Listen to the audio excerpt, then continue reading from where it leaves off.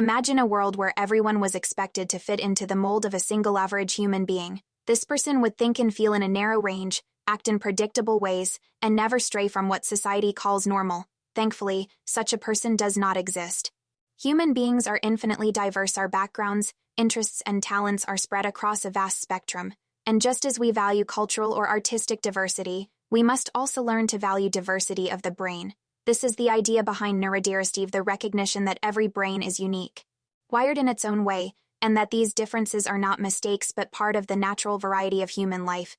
The term was first introduced in the autism advocacy community, but it has grown to include all kinds of cognitive differences: autism, ADHD, dyslexia, Down syndrome, mood disorders, and more. Instead of thinking of these as defects, Neurodiversity encourages us to see the strengths and perspectives that come with each. Take the example of Amanda Baggs, a woman with autism who once shared a video online called In My Language.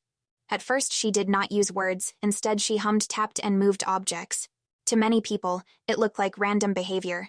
But later in the video, Amanda explained that this was her language, her way of engaging deeply with the world. She made clear that communication is not limited to spoken words. Her way of thinking, while different, was rich and meaningful. Stories like Amanda's remind us that the way society defines intelligence and communication is often too narrow. For example, many people with dyslexia struggle with reading, but they often excel in spatial reasoning, the ability to think in images and patterns. If schools tested that skill instead of reading, the very children labeled as struggling would suddenly be seen as gifted. Competence depends not only on the individual but also on the context. This becomes even clearer when we look at cultural differences.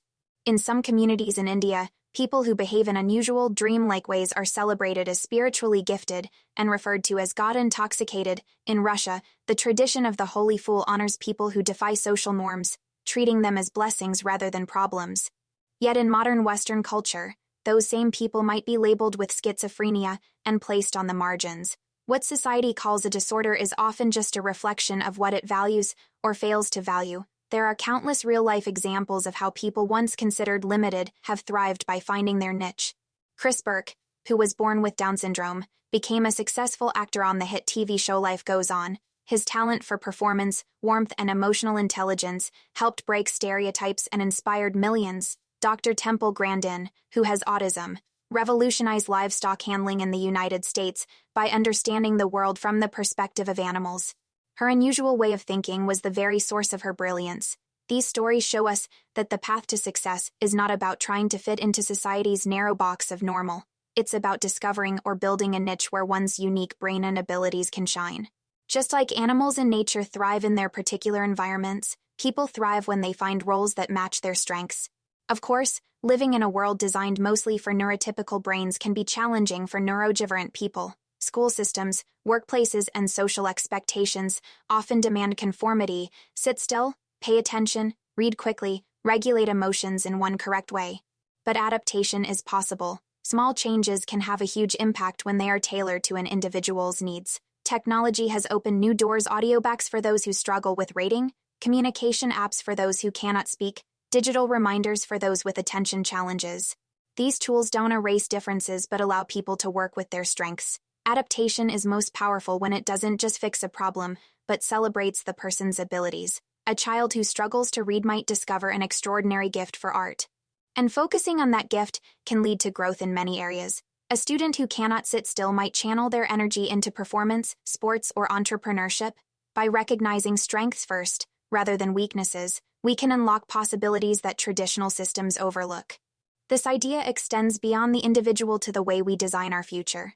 Classrooms and workplaces can become spaces that welcome many types of minds. Imagine schools with quiet areas for children who need focus, alongside lively group spaces for those who thrive on collaboration. Imagine lessons that can be heard, seen, and touched so every child, no matter their learning style, can engage. Companies can also learn from this approach. Some businesses have already recognized that employees with autism, for example, bring extraordinary focus and systems thinking skills, and they adapt their work culture to highlight these strengths. The future of neurodiversity is about moving past tolerance toward celebration.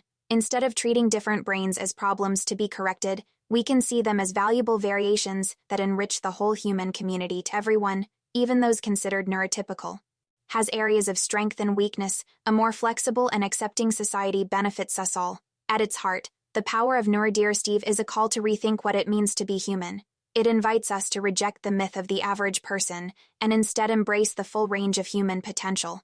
It tells each of us you are not broken, you are not less, you are part of the rich fabric of humanity, exactly as you are. When we truly understand this, we stop asking how people can fit into society and start asking how society can evolve to make room for every kind of mind. That shift changes everything from how we raise children, to how we educate students, to how we design technology and workplaces. The world becomes better not when everyone thinks the same way, but when we allow every person to think in their own way. Neurodiversity is a vision of belonging, empowerment, and possibility. It reminds us that every brain is a gift, and the variety of those gifts is what makes humanity so extraordinary.